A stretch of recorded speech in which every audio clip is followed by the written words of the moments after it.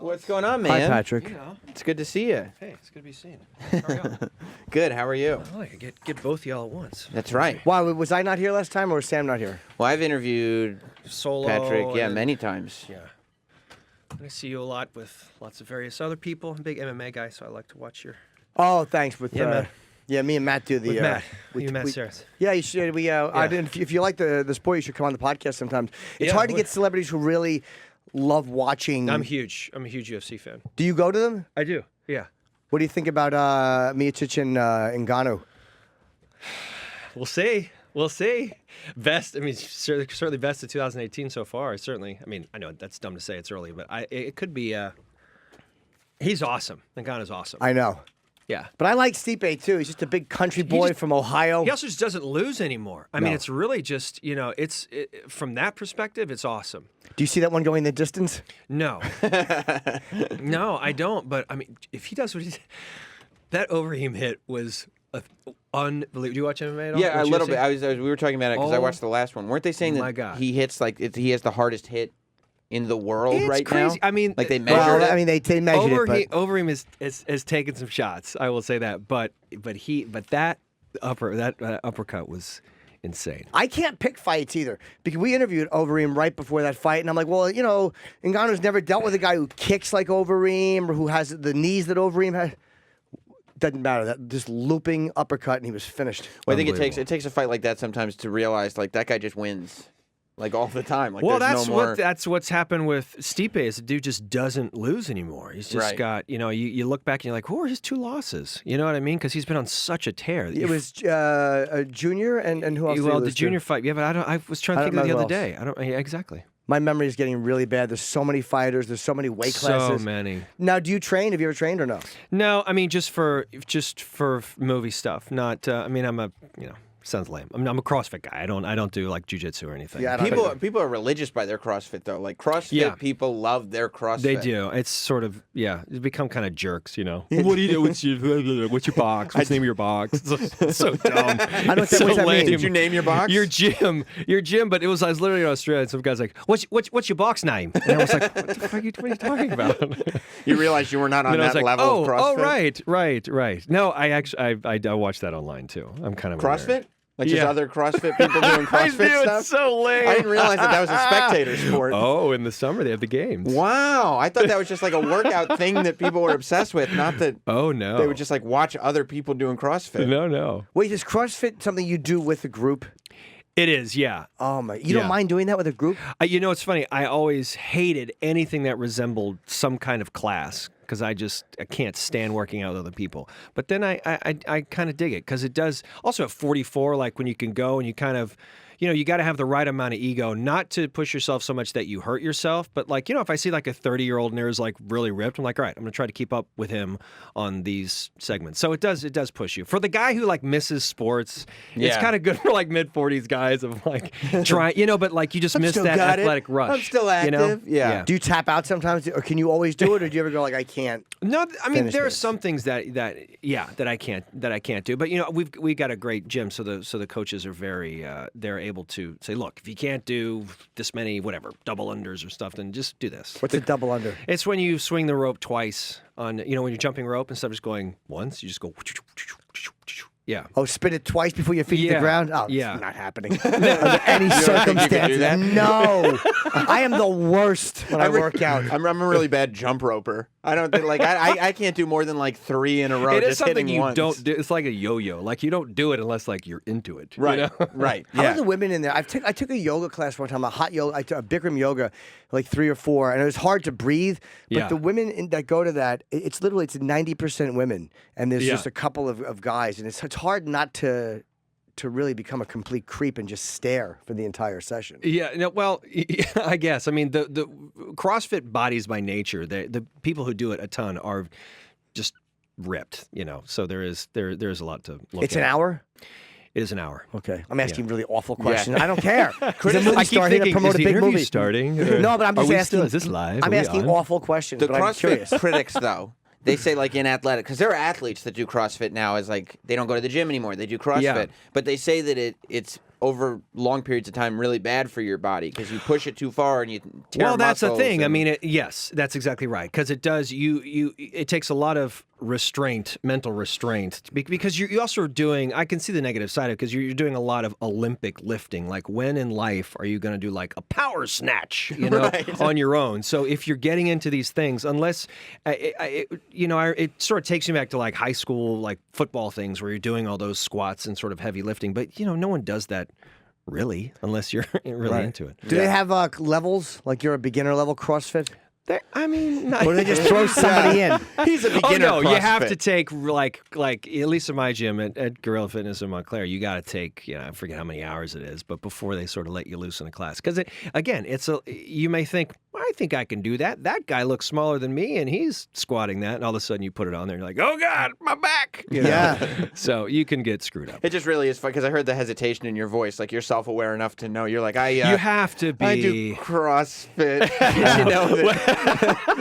People are like, I love "Oh." it, but I get how You're people are aware like, of oh, the shut. stigma. Like my wife, if she was listening now, she would be just turned off because she can't stand hearing me talk about either CrossFit or like marathons because you'd be so. You do marathons too? Well, not yeah. So you become such a jerk. Like, will you shut up? Like, because Yeah. I'm like, well, let me tell you about my running style. But it's such an Like such a accomplishment, fool. right? Like it takes It is to hours people that and care. hours and hours to do it, and so you want to tell somebody about it. Yeah. And then they're like, "Why would I care about that? That's I know. stupid." Of course it's stupid. Of course it's stupid. It's so private. Like no one Right. can enjoy it. You're like, you run away from. How many people. marathons have you done?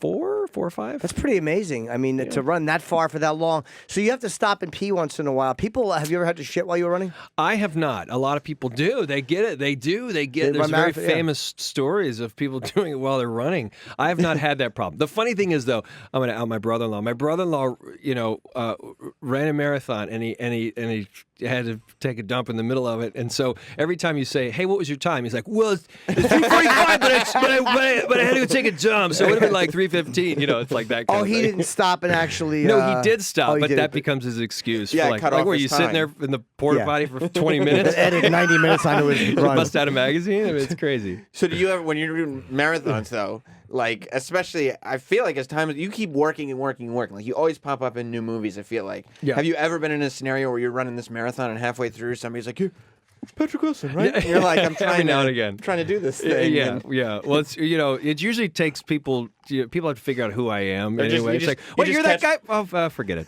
You just know? catch people like running on side, like 15 minutes, just like running next to you, trying to figure out is that the There is that the guy? Yeah. Or I beat you. I totally beat Patrick Wilson. Like, shut up, man. Yeah. Would you ever do a triathlon?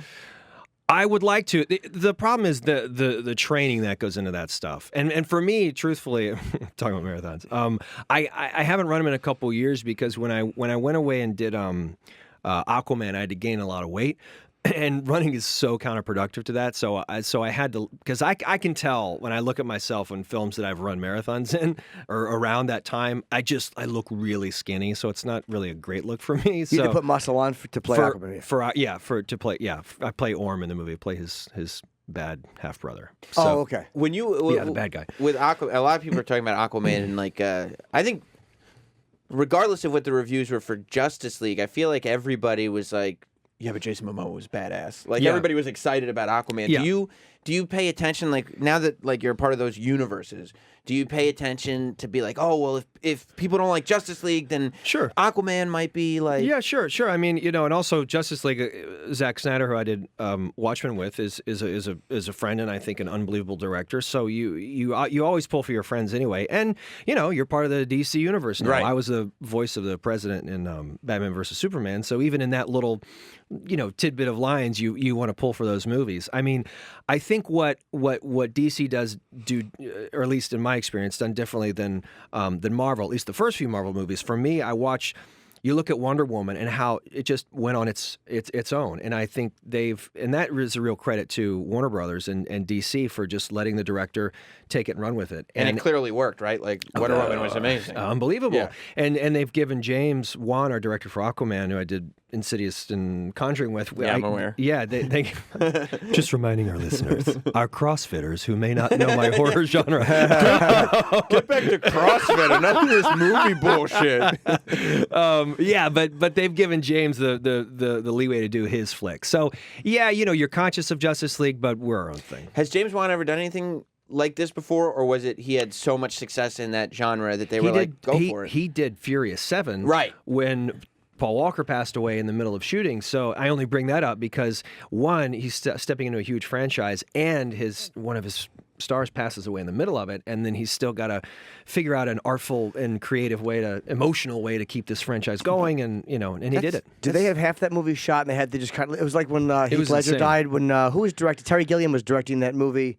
With Oh, yeah. Heath Yeah, Ledger, yeah, and Johnny Depp and a a couple of his friends finished it. Yeah.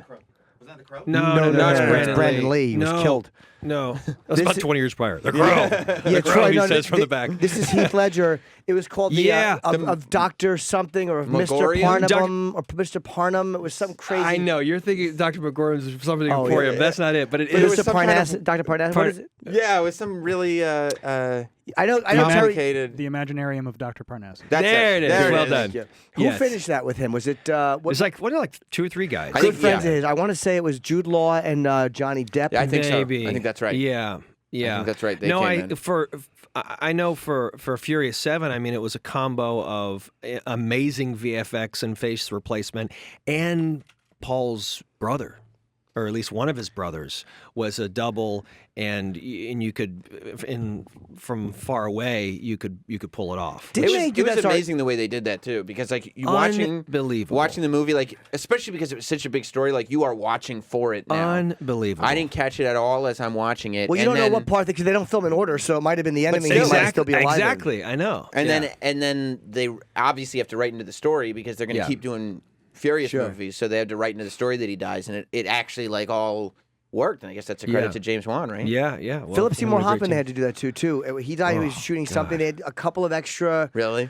Yeah, and I'm wondering, like, once computers are good enough, they're going to have actors probably go in and do a certain amount of things where if they have to finish a movie without you, they Well, can. I will tell you, that's a freaky thing, and you're not wrong. I will tell you, even on, and I'm sure they do this with all these movies now, but this isn't some great spoiler, but on Aquaman and on all these superhero movies, when you're doing a ton of stunts and there's a ton of VFX, you go into a little booth and you make a whole bunch of funny faces, and they have 100 cameras around you getting every facial expression in case they need to do that. in case they need to put you in. They need to put your face on a stunt guy in case they need to do this. In case it's crazy how that has changed the game. Well, fast forward 30 years, what happens when they can capture everything and all of a sudden they don't need you Yeah. to make movies anymore? I will not be. I will not be here. I will. You don't give a shit. I'll be a CrossFit coach and a marathon instructor. It's also amazing that like that's not even reserved anymore for the like high intensity action movies. Like I think they did that for I, Tonya, so that they could get Margot Robbie's Oh yeah, head of on course. the- I on the wondered how Tonya they. That's Harding funny. body. I wondered how they did that. I'm in the business.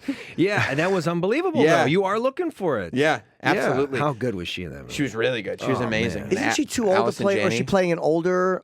Is she playing an older Tanya? No, she plays. She goes. She's through. awesome. She goes through from the time she's like 15 It's until so good. That yeah. that movie's great. It's really, Sebastian really, Stan's really good. fantastic. Yeah, I they're all got the great.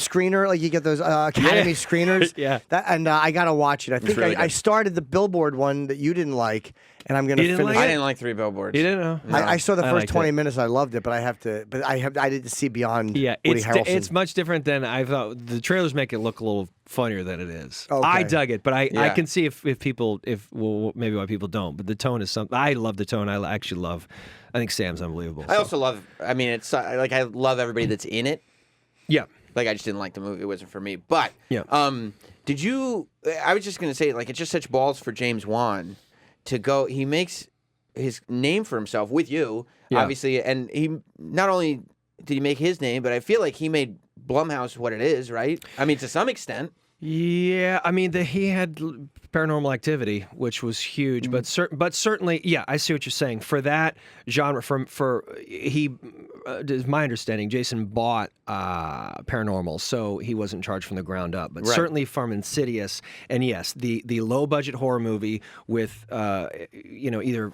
Because now that's the name That's in that's horror. it. Yeah, but then you see him do like Get Out. Then you see him do the that amazing documentary on HBO. Oh my God, with the murderer guy. I'm turning around. I'm trying to get some help. Not making a murder. That was on Netflix. No, it was the. Oh, I'm so terrible. About the. Forget it. Was he a famous murderer? Yeah, it was that. It was Charles that story. Manson. No, it was like it won a bunch of awards. It was that where he revealed himself in the bathroom Oh, because yeah, his mic yeah. was still on. Oh yeah, I killed them all. I got yeah. Robert Durst. Robert Durst, thank Yeah, you. killed 'em all. So Jason did that as well. I'm just trying to give him so you see how It's expanded he into is, this. Yeah, but you're right. But then for James Wan to then like leave the genre entirely and jump onto the Furious thing, which is a huge risk, and then to succeed there and be like, okay, now I'm jumping into DC. Like, these are huge. Well, he did risk Furious, moves. comes back and does Conjuring 2. Right. Because he felt like he really wanted to put his stamp on that, and then was prepping for this. It's also amazing that like period of your career has now spawned off where you're over here working with James Wan on Aquaman, and then over here working with Vera on a Commuter. on I the know. Commuter. And she's awesome, Yeah. But I wish we had more to do in this movie, but she's pretty fantastic. The You, whole by the way, cast in you- this film. You've been Yeah. in the last 2 movies that scared the shit out of me, which was the Conjuring and Insidious. Horrified me when that was a really fucking scary movie. It was I'm not easy to. No one's easy to scare. You're anymore, 'cause either we've of seen one or two everything. camps, though. You're either so for you think Insidious is scarier than Conjuring. I'm not scarier, but it was scary. Both of them really scared me. And most Yeah. horror movies you just enjoy, but they're not frightening. Because we everyone knows every, it's gonna be scary. No, it's not. Okay, but that movie really frightened me. Yeah. When you see Insidious 4 coming out. It just came out. Yeah, is Did there well. is Won there the weekend? I is think. there any part of you that goes like, oh, that was mine? Like, do you have ownership feelings? Do you of want to it? do more of them? No, I mean, I don't. For me, it's always there are more stories to tell. With that franchise, I don't know how you bring back the Lambert family. It's nice to see Lynn Shay. It's nice to see her leading the franchise in a woman that's been around the business for a long time, a female-driven, woman. Probably in her 60s, I don't even know, but that's awesome to me. That's inspiring. So I love it. I love sort of watching the franchise succeed And grow and grow and grow. Absolutely. So, And this movie, by the way, Sam, the Commuter comes out on Friday. Commuter comes out Liam on Friday Neeson. with Liam, and it's a lot of fun. It is a ton of fun. It's a real Hitchcock drama shoved through an action movie meat grinder. So you get the best of Liam and you get this like cool. We were talking about it earlier that it was like even in the trailer, like there's this like it seems like this kind of Twilight Zone-y premise where you can really sink your teeth into like almost like a whodunit type thing.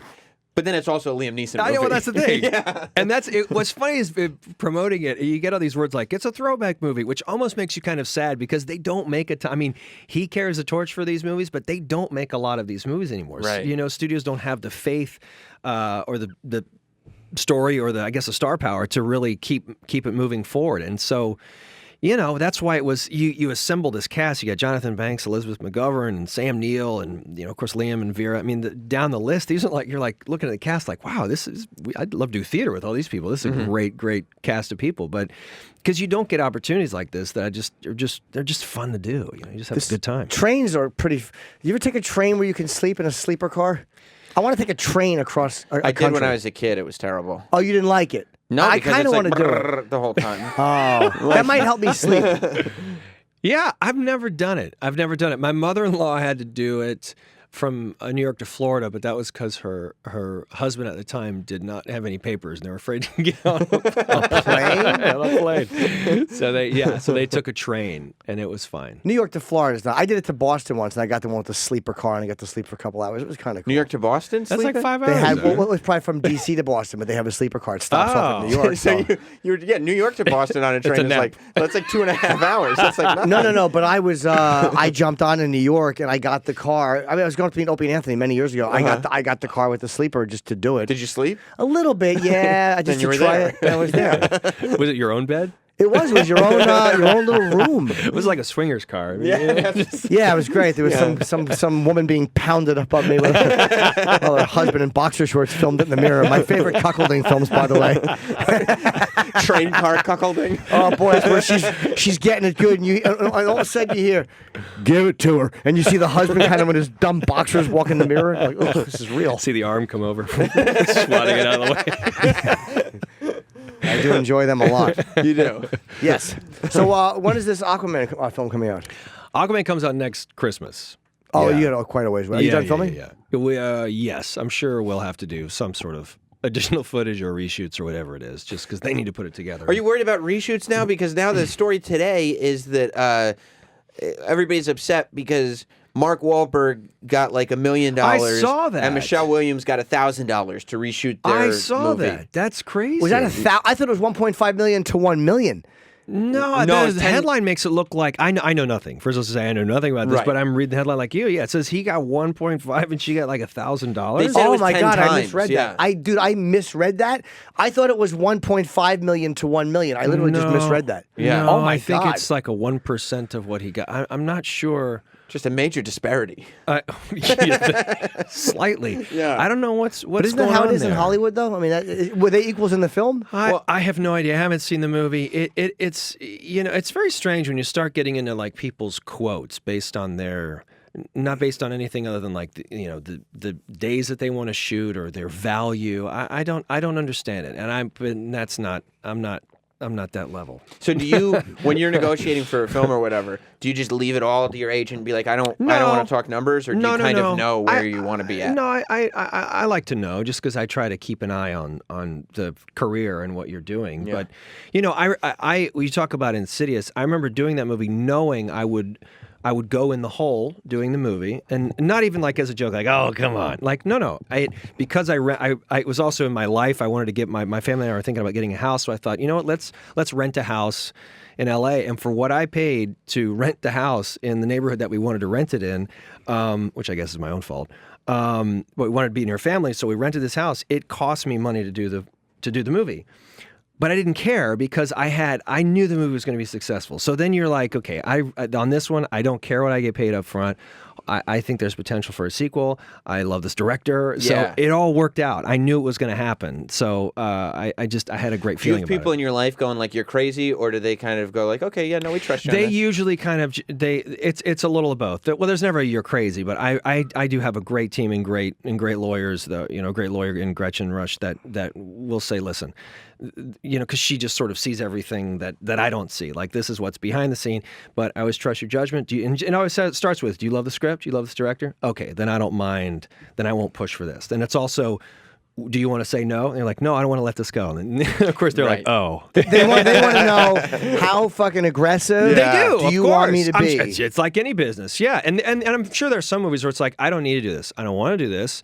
If the dates work out and the timing's right, Great. and the cash is there, and I get along with the director's share, okay. But if it's an Oliver Stone movie or whatever, I'll give on Of course, that. I do that. And I say this knowing how stupid it may sound, but I've probably turned down much more money than I've certainly ever made, because I don't lead like that. I look at the script and what it does for me, if it's something I want to do, and really if it works out in my family. I knew when James was talking about Aquaman, the first thing I thought was being away from my family, because I knew he wanted to shoot it in Australia. And I have 2 kids, and I've never been away for more than, I think it was like 17 days up until I shot Aquaman. Then all of a sudden it's going to Australia for 6 months. So I knew I was going to eat it, and it was going to suck. And it did being away. Did you fly them there at all? We have to wrap Yeah. up, by the way. I got to go. Okay. Yeah. I mean, I would do like 8 weeks on and a couple weeks off. So I'd be able to come home, and then which still was terrible, but it's Aquaman, it's for the kids. So, Yeah. and they came down. Sure, the kids want to go to college, you do Aquaman.